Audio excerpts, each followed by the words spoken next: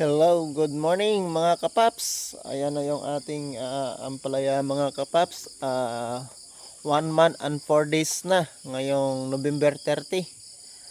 Yung grafting natin na ampalaya.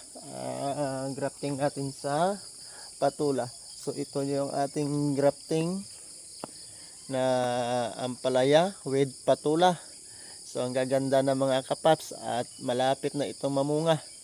Kasi na siya, namumulaklak na. Ayan mayroon na silang bulak. So maganda na yung kalalabasan ng ating grafting na patula with ampalaya. So dalawang puno nito mga kapaps, patula at saka ampalaya. Pinagtiyagaan ko na yung grafting. Try lang natin kung maganda yung magiging resulta ng grafting natin na ampalaya. Sana bigyan tayo ng maraming bunga mga kapaps. At try ko lang na mag-grafting ng patula at saka ampalaya. So ayan na yung ating mga ampalaya mga kapaps at tataas na nila. Ayan ang gaganda na ng ating patula mga kapaps. 1 month and 4 days yung ating grafting. So mayroon pa ako dito na iga-grafting mga kapaps. Ito at hindi ko pa nagawa. Gagawa nga na gumawa ako ng kubo. Ito patula ito patula to mga kapaps, i-grafting ko pa ito kasi ito iniwan ko ito para i-grafting. Saka ito yung iba kasi nag-grafting ko na, so ito hindi ko pa ito nagawa, so, i-grafting ko pa ito mga kapaps, itong patula na ito. So ayan mga grafting natin. Pero yung iba dito mga kapaps ay hindi ko naman na-grafting kasi nga ay walang patulang na buhay nung itinanim ko sa kanilang katabi. So ito grafting na ito mga kapaps. Ayan So dalawang puno nito, ito patula ito So wala nang dulo kasi pinutol ko na. Saka dinugtong ko na dito yung puno na sa ating ampalaya. So ganda. Ito siya. Ito yung grafting natin. Pero itong isa hindi. Kasi dalawa yung pinabuhay ko Dalawa kasi yung tanim natin. Yung isa yung grafting ko. Sacrifice. Tapos yung isa hindi ko na yung grafting. Para in case na mamatay itong yung grafting natin. Mayroon pang reserba dito na isang puno na duro-diretso yung buhay. So okay naman. Siya namatay. Ayan Ang laki na ngayon. Ayan Ang tataba na. Hanggang doon lang sa taas. So ang lalaki na rin at saka ang daming galamay. So ang ganda ng grafting natin mga kapaps. Dito sa ating ampalaya. So ayan ampalaya. Halos yung puno nito yung iba na grafting ko na. Tingnan nyo naman napakaganda. Ayan. Ayan, ito dalawa itong puno na ay hindi ko pa ito na grafting. Kasi meron pang patula dito na gumagapang. Yung katabi lang na grafting ko na ito. Ito na grafting ko na ito. Ayan may plastic yung puno. So ang ganda. Ayan, ang ganda ng ating ampalaya mga kapaps. Yung November 30. Ayan. So ganda na ng ating ampalaya. Grafting sa patula. So try lang natin mga kapaps. So wala namang imposible pag ginawa natin. Sabi. Kaya ayan kalalabasan ng ating grafting na ampalaya. So ang gaganda na ng ating ampalaya mga kapaps. Ayan So ito kasi dalawa kasi ang buhay nito. Dalawang ampalaya yung tinanim ko puro buhay. So may dalawang patula din na tinanim na buhay rin. So yung grafting ko silang dalawa. So ayan puro grafting na ang puno nito. Ito ayan. So may nabuhay pa nga. Tinatanggal ko lang itong buhay ng patula. So dalawang puno, itong isa dalawa din. Ayan. Ayan mga kapaps ito. Ayan puro grafting na ito mga kapaps. Dalawang puno, patula at saka ampalaya. Yung isa ganun din. So tingnan niyo naman ang gaganda. Ayan. Ay kung namatay na to, sana namatay na. Ayun hanggang dulo na, hanggang taas na. Yung grafting natin na sana mabigyan tayo ng magagandang bunga. Ayan, mga kapaps. So, tingnan natin mga kapaps yung ate dito na, ayan, sitaw natin, no? Tataba na rin. Ayan, sitaw, mga sitaw. So, yung ating talong, okay na rin, buhay na rin. Ito talong, tsaka itong aking mga kalabasa mga kapaps. Ayan, gaganda na. Ayan ang mga kalabasa ko mga kapaps. Ayan, so ang gaganda na ng ating kalabasa. Ayan.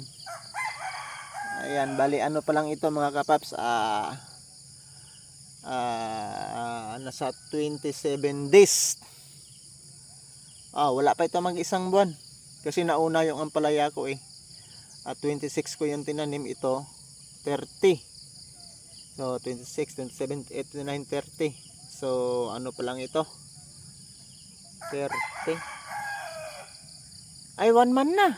1 month na pala itong ating kalabasa mga kapaps. 1 month na. So ang ganda na rin yung ating kalabasa. Tataba na. So ayan. Nantataba na ng kalabasa ko na tanim. Ito.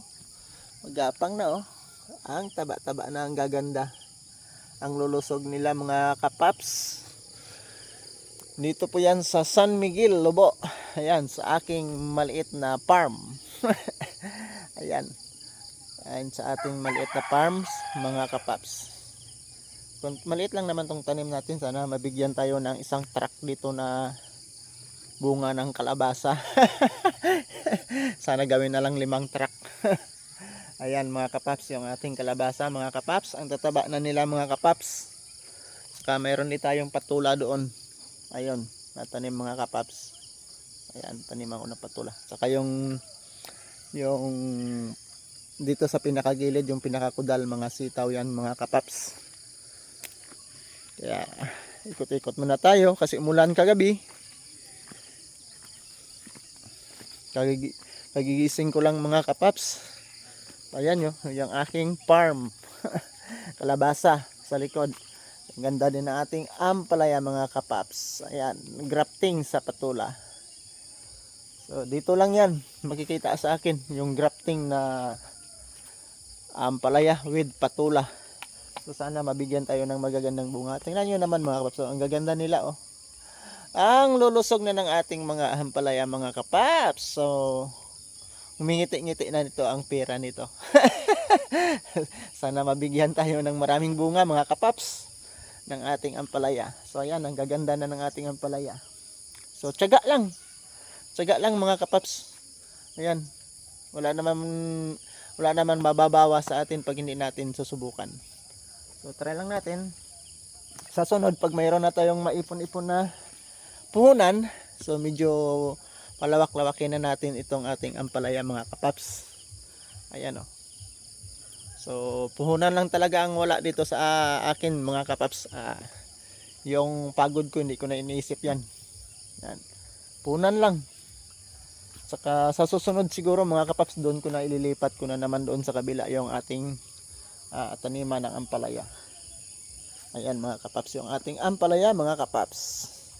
So grafting sa patula. So ang gaganda na. Ayan. Ang gaganda na ng ating ampalaya. Gumawa kasi ako ng kubo mga kapaps. So meron tayo ditong hunol na sili. So buhay na sila mga kapaps. Yung hunol ko na sili, tinakpan ko ng kulambo. So ayan oh.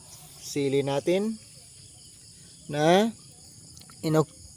itatanim.